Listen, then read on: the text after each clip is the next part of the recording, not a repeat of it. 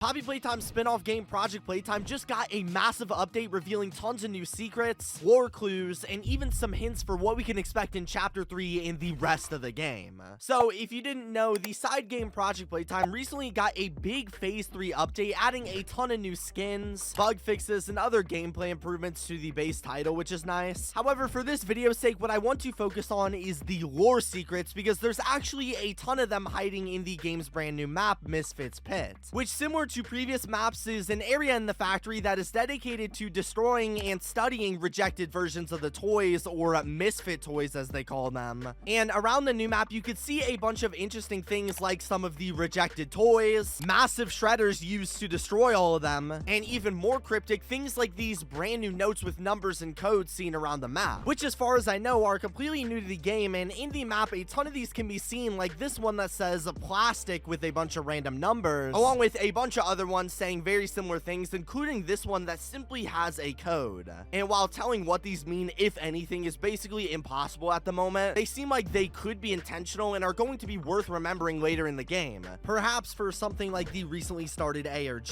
However, while the map itself doesn't contain too many physical secrets for us to break down, the real lore comes in the official trailer for the map that released alongside it, which, when watching, shows off a bunch of cool cinematics for the map, while a mysterious voice tells us a very interesting message. Compassion is the discarded gem of the Forsaken, a relic of innocence left behind like a misfit toy. Call me a forsaken fool, but I am but a wayward plaything, cast aside and lost in the depths of abandonment, seeking purpose in the shadows. Now, who exactly the person talking to us in this trailer has been up for debate over the past couple days. However, to me, this sounds pretty clearly like nobody other than the Poppy Playtime doll herself, the main character of the game and franchise entirely. And while this big monologue she gave us is extremely cryptic and vague, when analyzing the message, it actually reveals some super dark stuff about the Poppy doll and the factory itself. So, breaking this massive trailer message from Poppy down, the first thing she says is, compassion is the discarded gem of the Forsaken, a relic of innocence left behind like a misfit toy, which, to simplify, is her seemingly talking about a group she called the Forsaken, defined as a group of lost or abandoned people, most likely referencing the toys we see all around the factory who were abandoned or forsaken by the employees, who, as we know, all eventually went missing in the factory, leaving all of the toys behind.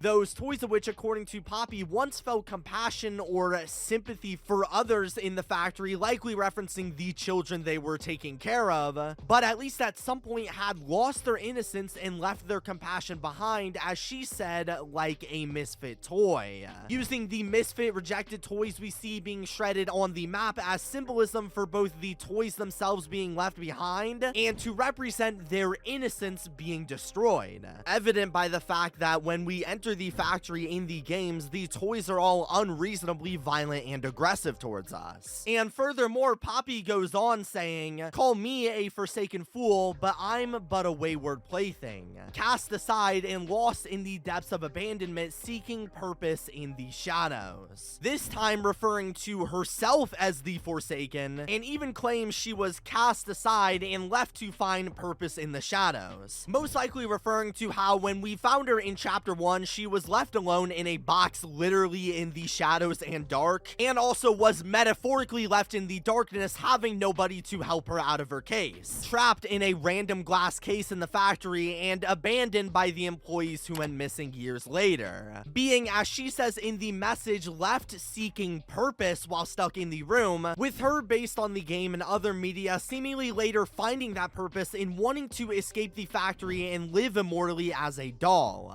Since, if you didn't know, a big part of Playtime Co's experimentation was revolved around not just making real-life toys, but also giving people like the higher-up employees and the Poppy doll immortality inside of said toys. Mortality is the curse of the weak. I strive to snuff that flame. Hence why she tricks the player into bringing her on the train with them before betraying them at the end of the second chapter. So from this extremely small trailer, Poppy touches on two very important topics. First, all of the toys in the factory abandoned by the employees, and also her and her own purpose. So first, looking at what Poppy said about the monsters, this message reveals a ton about the toys in the factory and how they act. Since, as we know, in the Bigger Bodies initiative, every monster was created and given a purpose in the factory by the employees, albeit for better or worse. And when the workers all eventually went missing years later, every one of the living toys still in the factory were simply left there forsaken and abandoned to die in the darkness, the same way the rejected toys were simply just thrown away into the shredder like they were nothing. And furthermore, this actually answers a massive question in theory we've had for a while now, being why are the toys so aggressive in the factory? It seems like every single toy that we encounter, except for maybe Kissy Missy, has made it their main mission in the game to try and kill us, even if they end up risking and losing their own life. Why is that? Well, going back to the trailer, the first thing Poppy said was, compassion is the discarded gem of the Forsaken, a relic of innocence left behind like a misfit toy, which is Poppy's way of storytelling to us that as the years passed in the factory and the employees abandoned all of the toys to be alone, the compassion and innocence towards others was seemingly lost from these Forsaken toys, sort of implying that they turned evil. And while we know that most of the toys in the factory were simply young, naive children forced into the Bigger Bodies out of their will, after years of having to defend themselves in the factory all alone, they clearly went completely insane and savage towards us in the game. Most likely because we ourselves play as a former employee, and they see killing us as getting some sort of revenge for leaving them all alone.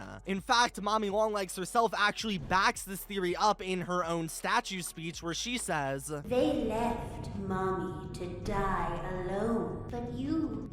worked here. So if anyone deserves to die alone, it's you." So this message is Mommy confirming what Poppy says in this video. And overall, this message is partially Poppy finally explaining to us why in the world all of the toys are so aggressive in the factory. But while this tells us a lot about the motives of the monsters, let's talk about what Poppy says about herself in the trailer, because it reveals a ton of interesting stuff about her story. Since in her own words, during this speech, she regards herself as a forsaken lost soul, but also in the same breath calls herself a wayward plaything, with wayward meaning difficult to control or predict because of unusual or perverse behavior, pretty much a one-for-one definition of what we see with her in Poppy Playtime Chapter 2, where throughout the chapter she has multiple jarring, unpredictable personality shifts from super bubbly and happy to then later evil and sinister, turning on the player, eventually tricking us into getting into the train with her and going into the play care. And as we established earlier, she had mentioned having to find a purpose in the shadows that she was abandoned in, which, as we covered, she seems to have found in Chapter 2 when she tries to escape the factory and live as a doll, which she needed our help with. However, this is where things get very interesting for Chapter 3, because based on the actions in Chapter 2 and what she says in the trailer, this essentially tells us that Poppy is willing to do anything in order to reach her goal of escaping the factory. As for instance, in the games, she tells us to go into the game station where we are then forced to kill multiple innocent toys, who by the way have been confirmed to be children, just to get us on the train and help her for her mission. This tape and everything leading up to it pretty much establishes that, unlike what I've thought in previous videos, the Poppy doll is very much not a good character, and sooner or later she is going to turn on us as the player. So does that mean that Chapter 3 is going to be about fighting the Poppy doll and stopping her from achieving her goal before it's too late? Well, not really, because there's one major issue.